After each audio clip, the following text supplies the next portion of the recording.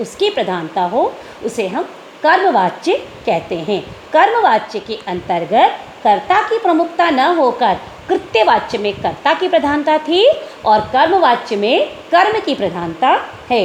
तो कर्मवाच्य के अंतर्गत कर्ता की प्रमुखता न होकर कर्म की प्रमुखता होती है जो कार्यकर्ता के द्वारा किया जा रहा है। वाक्य में कर्म की प्रधानता होने पर क्रिया के लिंग, वचन एवं पुरुष कर्म के अनुसार ही होते हैं।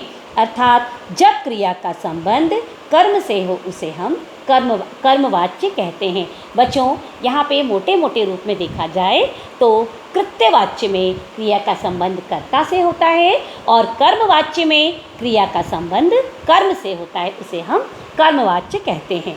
जैसे उदाहरण देखेंगे बच्चों, रीना द्वारा गीत गाया गया।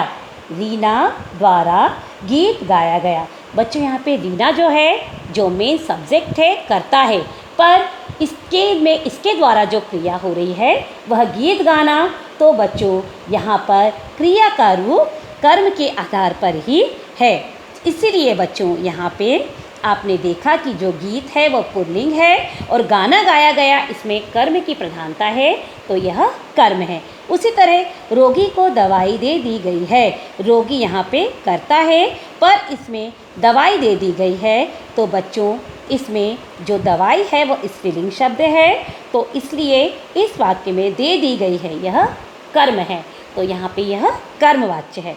छात्र द्वारा पुस्तक पढ़ी जा रही है। बच्चों, यहाँ पे पुस्तक स्त्रीलिंग है और इसमें क्रियाएं भी स्त्रीलिंग है, पर दवाई दे दी जा रही है, इसलिए आपको वाक्य के रूपांतरण वाक्य के अनुसार भी लिंग, वचन और क्रिया में परिवर्तन होता है।